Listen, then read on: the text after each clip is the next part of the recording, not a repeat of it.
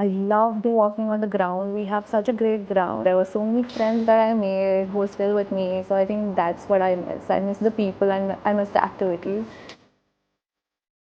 I started interning and meeting designers when I was in second year of college. I think I love how free you are in designing things here because you can select anything, you can do anything, you can explore things.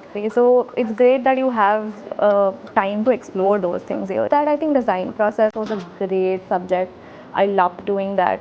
Research methodology was so much fun. I think that's also something I still carry in rough foods research whenever I bring out new collection. A lot of what you guys are learning, you will use it. Even when you do internship, you will see how it's useful in a brand.